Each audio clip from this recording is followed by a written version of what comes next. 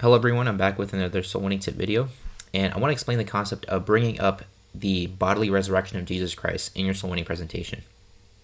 Now, maybe for some of you guys, you might just think like, well, what's the big deal? Why do we have to bring that up? Isn't it just so obvious that Jesus Christ rose from the dead, right? Like, why do we have to explain that? But the thing is, though, is that from my personal experience, and of course based on the personal experience of other people that also go Soul Winning a lot, they run into this all the time. They run into a lot of people where it's like they ask them the question of, hey, when Jesus Christ rose from the dead, did his body and spirit rise again? Or was it only his spirit? And a lot of people just say, oh, he only rose as a spirit, right? And it's not because they're, indoctrinated by Jehovah's Witnesses or anything. It's just that they just don't know basic facts about Christianity. We live in a very de-Christianized culture, whether you go to America or Mexico or other places like that. Pretty much a lot of people just don't understand this basic concept. And so it's very important that we take the time to explain this and to ask the question to make sure that they understand it, right?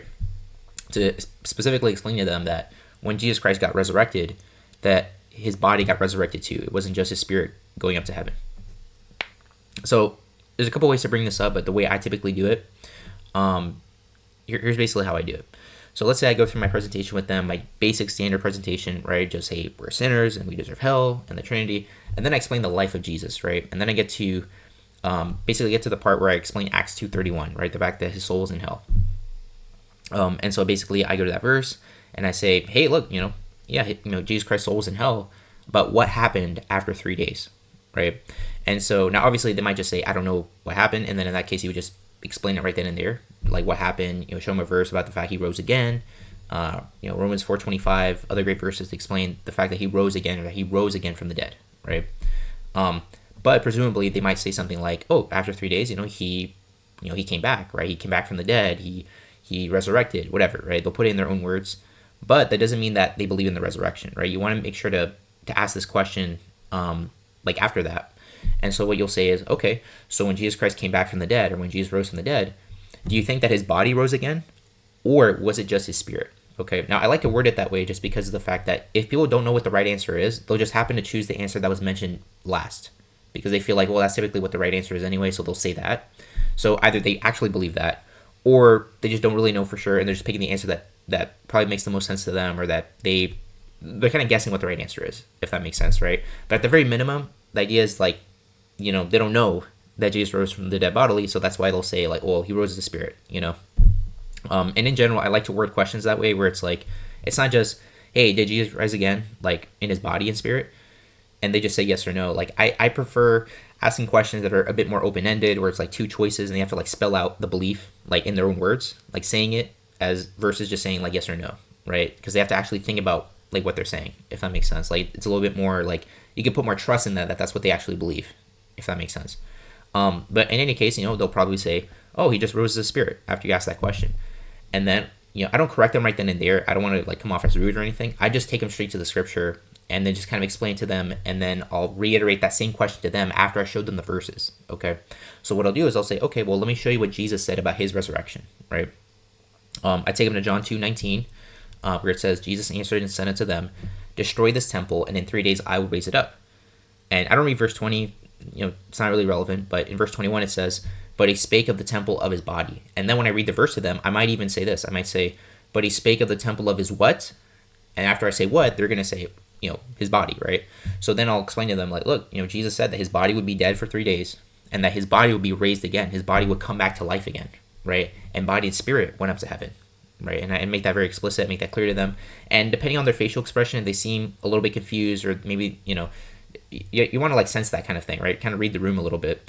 Let's say if they feel like they need a bit more explanation, then, I'm already in John 2, and so you can just go to Luke 24 pretty easily, right? It's just like right there. So I go to Luke 24:39, where it says, behold my hands and my feet, that it is I myself. Handle me and see, for a spirit hath not flesh and bones as ye see me have, right? And so then you can explain to them, hey, look, Jesus, when he rose from the dead, he showed himself to a disciple. They were able to handle him and touch him, right? Now, obviously, if it's a woman that I'm talking to, it's probably not a good idea. But if it's a man that I'm talking to, what I'll typically do is I might even like tap their shoulder, right? I might say like, hey, I don't mean to touch you, but can you touch a ghost? And they'll say no. And then I'll say, hey, can a ghost eat? And they'll say no, right? And then you can explain, well, hey, look, when Jesus rose from the dead, his disciples were able to handle him. They were able to touch him. Jesus was able to eat food in front of them to show them that that was his physical body that came out of the grave, right? And so I might just only go to John 2, or I might go to John 2 and Luke 24, right? Depending on their facial expression, depending on how the conversation is going.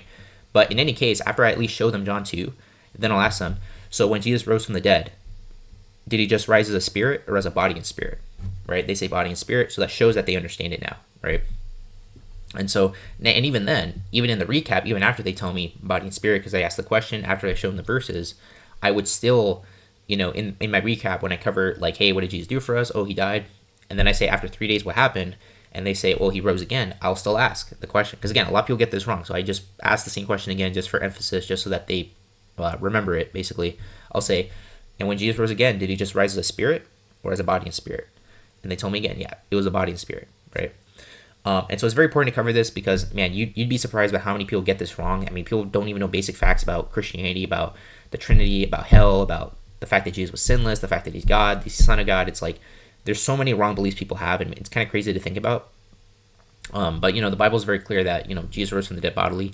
And unfortunately, because of the culture that we live in, we do have to explain these things a bit more in depth because, people don't understand these things. And, it does make your presentation a bit longer, but, I think it's totally worth it if they end up actually getting saved as a result of that, right? It's better to have a long presentation that actually gets someone saved, that's more thorough, than to have a really short presentation, and then it's a lot more risky because, maybe they didn't really, believe in those other things that are kind of not exactly like faith alone and all the other stuff, but, it's like, oh, they didn't believe in the resurrection, they didn't believe in, that Jesus was God or something. Like, you want to cover that stuff too, right? That's also important as well.